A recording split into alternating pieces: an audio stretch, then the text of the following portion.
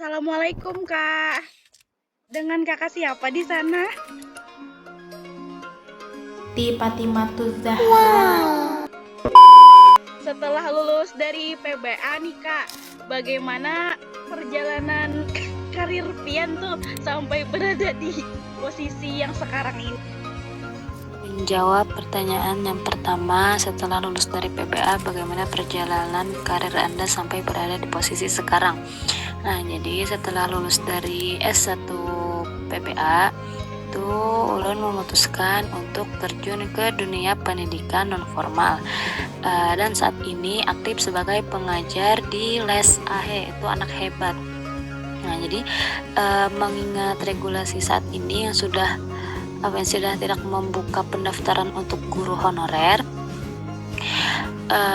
jadi saya melihat ada peluang besar di jalur pendidikan kesetaraan dan bimbel khusus anak-anak, yaitu di AHE. Nah, jadi saya fokus pada penguatan literasi anak-anak saja, yang ternyata itu menjadi fondasi penting sebelum mereka belajar bahasa Milih asing.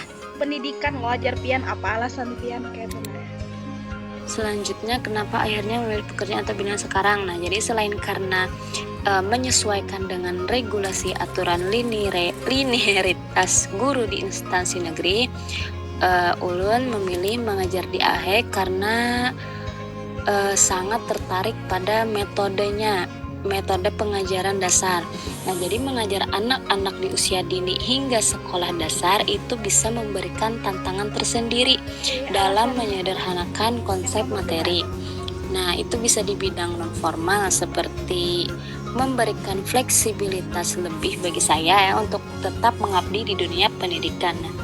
Jadi meskipun tidak mengajar di sekolah-sekolah negeri, itu bisa menggantikan lah dengan mengajar sebagai guru di AHE. Menurut Pian nih Kak, kompetensi apa atau kayak pengalaman apa nih dari jurusan PBA yang maulah Pian tuh membantu Pian dalam pekerjaan yang saat ini tuh nah? Ya, menurut Anda kompetensi atau pengalaman apa dari kuliah PBA sangat membantu. Nah, meskipun materi yang saya ajarkan saat ini cuman membaca, mengaji ataupun menghitung.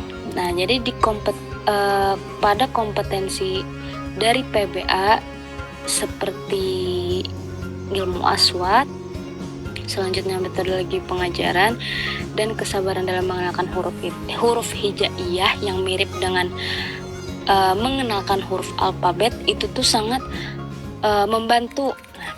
Selain itu, pemahaman psikologi perkembangan anak yang dipelajari di PBA itu bisa juga membuat saya lebih mudah mendekati anak-anak yang kesulitan belajar. Masya Allah. Nah, saat pertama kali begawi nih, apa nih tantangan terbesar? Tantangan terbesarnya itu mengubah pola pikir atau mindset dari mengajar mahasiswa. Nah, jadi di bangku perkuliahan itu sudah terbiasa mengajar mahasiswa, sudah terbiasa mengajar teman-teman sendiri yang seumuran, yang sepantaran. Nah, ketika terjun ke dunia kerja, mau tidak mau itu harus mengajar anak-anak. Nah, jadi ibaratkan dari mengajar mahasiswa, terus ibaratnya banting setir ke anak-anak. Nah, itu.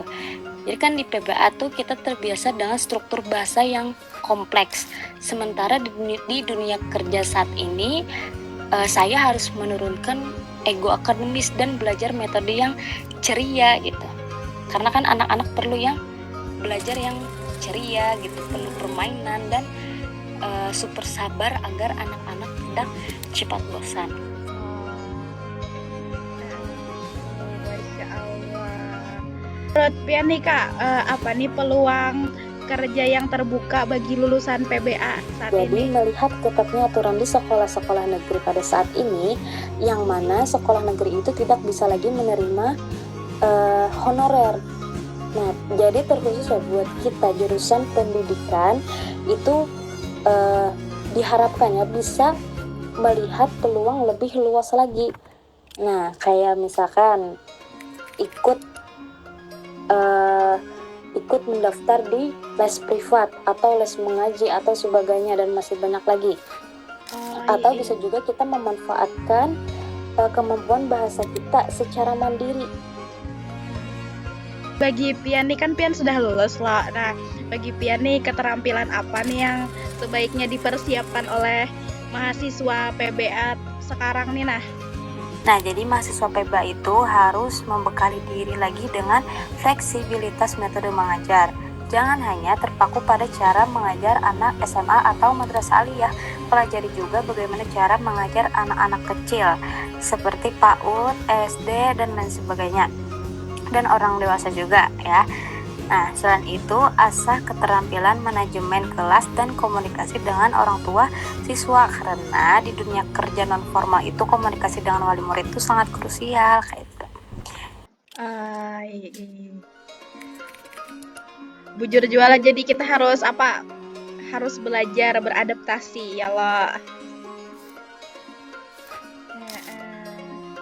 Nah, misalkan Pian nih Kak kembali ke masa perkuliahan nih, apa yang ingin Pian persiapkan secara berbeda untuk mempersiapkan karir yang sekarang nih? Nah, jadi jika bisa kembali lagi, saya ingin lebih terbuka terhadap semua peluang mengajar dan tidak hanya fokus pada magang di sekolah formal. Jadi saya akan mengambil kesempatan lagi mengajar privat atau aktif di lembaga non formal sejak semester tengah gitu. Karena semenjak saya kuliah kurang dari 4 tahun ya, itu nggak pernah sama sekali ikut ngajar les privat dan sebagainya. Nah, saat lulus saya ditakdirkan untuk ikut itu ngajar di les anak hebat. Nah, Masya Allah, terima kasih Kak atas motivasinya. Pian lah telah memberikan kesan dan pesan Pian selama begawi itu jadi ulun ucapkan terima kasih atas waktunya. Mohon maaf mengganggu. Berelaan lah Kak. Assalamualaikum.